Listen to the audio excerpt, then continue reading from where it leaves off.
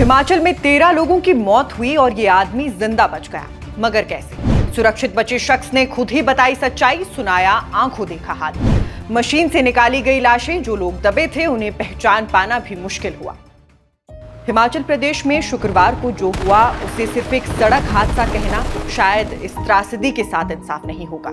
ये उन हादसों में से एक है जहां मौत ने लोगों को संभलने का एक सेकंड भी नहीं दिया। एक तरफ पूरा परिवार खत्म हो गया, एक 6 महीने का मासूम बच्चा भी इस दुनिया से चला गया। कई शव इतने बुरी तरह क्षतिग्रस्त हुए कि उनकी पहचान करना तक मुश्किल हो गया। और इन सबके बीच सबसे बड़ा सवाल यही था कि आखिर जिस टाटा सूमो में 14 लोग सवार थे, उसमें से 13 लोगों की मौत हो गई, लेकिन एक शख्स बिल्कुल सुरक्षित कैसे बच गया? उसने ऐसा क्या किया जो बाकी लोग नहीं कर पाए? और उस सड़क पर आखिर ऐसा क्या है जहां हर सफर मौत के साए में पूरा होता है?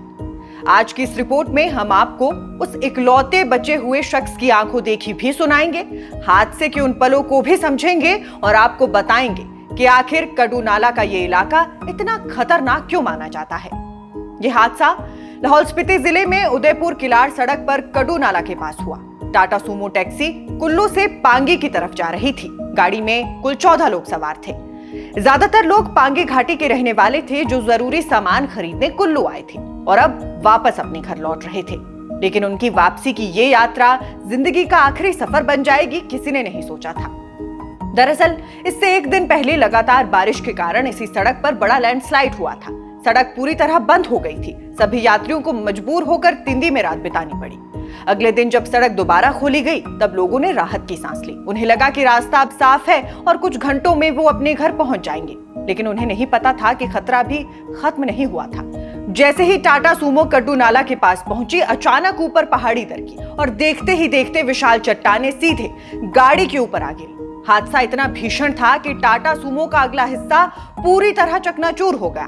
गाड़ी का पिछला हिस्सा भी बुरी तरह क्षतिग्रस्त हो गया और उसमें आग लग गई। मौके पर मौजूद लोगों और जवानों ने किसी तरह आग बुझाने की कोशिश की, लेकिन तब तक बहुत देर हो चुकी थी। जिस किसी ने उस मंजर को देखा उसकी रूह कांप गई। कई लोगों की मौके पर मौत हो चुकी थी। कुछ शव चट्टानों और लोहे के मलबे के नीचे ऐसे फंसे थे कि उन्हें हाथों से निकालना नामुमकिन था। पुलिस, बीआरओ और प्रशासन की टीम मौके पर पहुंची, लेकिन सबसे बड़ी चुनौती राहत कार्य नहीं बल्कि शवों तक पहुंचना था। एलएनडी मशीन बुलानी पड़ी। पहले चट्टानों का मलबा हटाया गया, फिर धीरे धीरे गाड़ी तक पहुंचा गया और उसके बाद एक एक करके शव बाहर निकाले गए। कुछ शव इतने बुरी तरह क्षत विक्षत हो चुके थे कि उनकी पहचान करना भी मुश्किल हो गया। आज भी एक शव की पहचान पूरी तरह नहीं हो पाई है। इस हादसे में 6 महीने के मासूम आरू की भी मौत हो गई। वहीं एक ऐसी कहानी भी सामने आई जिसने हजारों लोगों को भावुक कर दिया। कमला कुमारी और उनके पति बुद्धि सिंह एक दिन पहले अपने बच्चों को पढ़ाई के लिए कुल्लू छोड़ने आए थे।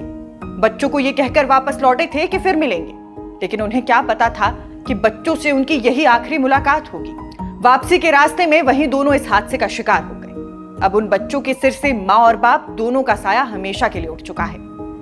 लेकिन अब बात उस शख्स की जिसकी कहानी इस पूरे हादसे का सबसे चौंकाने वाला हिस्सा बन गई। 40 वर्षीय विकर सिंह, जो पांगी में कपड़ों की एक छोटी सी दुकान चलाते हैं, वो भी उसी टाटा सूमो में सफर कर रहे थे। उन्होंने भी कुल्लू से घर और दुकान का सामान खरीदा था। सड़क पहले से बंद थी। बीआरओ सड़क चौड़ी करने का काम कर रहा था। कई जगह ब्लास्टिंग भी चल रही थी। इसी वजह से सभी वाहन तिंदी में रुके थे। अगली सुबह जब सड़क खुली तो सभी गाड़ियां धीरे धीरे आगे बढ़ने लगी। विकर सिंह बताते हैं कि वो उस समय गाड़ी से नीचे उतर आए। उन्होंने देखा कि सड़क पर कुछ बड़े पत्थर पड़े हुए हैं और सामने से आने वाले वाहनों को निकलने में दिक्कत हो रही है। उन्होंने सोचा कि पत्थर हटाने में मदद कर देते हैं। बस यही फैसला उनकी जिंदगी और मौत के बीच की दूरी बन गया। विकर सिंह सड़क पर पड़े पत्थर हटाने में लगे थे। उधर गाड़ी के बाकी यात्री वापस अपनी सीटों पर बैठ चुके थे और तभी अचानक एक जोरदार धमाका हुआ। उन्होंने पीछे मुड़कर देखा तो पूरी पहाड़ी जैसे टूटकर टाटा सूमो पर गिर चुकी थी। कुछ ही सेकंड्स में सब खत्म हो गया। विकर सिंह कहते हैं, मैं पांगी के पहाड़ों में पैदा हुआ, यहीं बड़ा हुआ। पहाड़ गिरते हुए भी देखे, लेकिन कभी नहीं सोचा था कि एक दिन पहाड़ मेरे ऊपर गिरने लगेगा और सड़क पर पड़े वही पत्थर मेरी जान बचा देंगे। वो बताते हैं कि उस पल उनके पैर कांप रहे थे, सांसें रुक रही थी। दिमाग में सिर्फ अपनी माँ, अपनी पत्नी और अपने 2 बेटियों का चेहरा घूम रहा था। वो किलाड़ की तरफ भागे, लेकिन पीछे जो देखा वो जिंदगी भर नहीं भूल पाएंगे। शायद यही वजह है कि हादसे के कई घंटे बाद भी वो खुद इस बात पर यकीन नहीं कर पा रहे थे कि आखिर वो बच कैसे गए। लेकिन इस हादसे ने एक और गंभीर सवाल खड़ा कर दिया है। क्या ये सिर्फ एक प्राकृतिक आपदा थी या फिर इस सड़क की हालत भी कहीं ना कहीं जिम्मेदार है? क्योंकि जिस सड़क पर यह हादसा हुआ उसे संसारी किलाड़ तिंदी थिरोट मार्ग कहा जाता है। यही सड़क पांगी घाटी की सबसे बड़ी जीवन रेखा है। इलाज कराना हो, बच्चों को पढ़ाने जाना हो, राशन लाना हो या फिर कारोबार करना हो, हजारों लोग इसी रास्ते पर निर्भर हैं। लेकिन विडंबना यह है कि जिस सड़क पर पूरी घाटी की जिंदगी टिकी हुई है, वही सड़क हर सफर में मौत का डर भी साथ लेकर चलती है। तिंदी से किलाड़ तक करीब 105 किलोमीटर लंबे इस मार्ग का बड़ा हिस्सा आज भी पूरी तरह पक्का नहीं हो पाया है।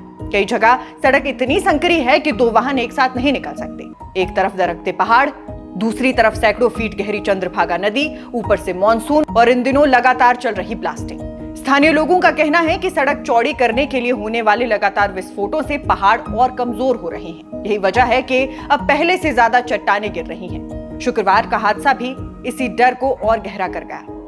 अब लोग सरकार, जिला प्रशासन और बीआरओ से मांग कर रहे हैं कि संवेदनशील जगहों पर मजबूत सुरक्षा दीवारें बनाई जाएं, चेतावनी संकेत लगाए जाएं और ऐसे इलाकों में यात्रियों की सुरक्षा के लिए स्थायी इंतजाम किए जाएं। क्योंकि सवाल सिर्फ एक हादसे का नहीं है, सवाल उन हजारों लोगों का है जिन्हें रोज इसी सड़क से गुजरना पड़ता है, और सवाल उन परिवारों का भी है जो हर बार किसी अपने को इस रास्ते पर भेजते समय यही दुआ करते हैं कि वो सकुशल वापस लौट आए। लेकिन इस बार वो 13 लोग कभी वापस नहीं लौटेंगे। एक मासूम बच्चा, कई परिवार और अनगिनत सपने, सब उसी पहाड़ के नीचे दब गए और पीछे छोड़ गए एक ऐसा सवाल जिसका जवाब सिर्फ राहत राशि से नहीं मिलेगा।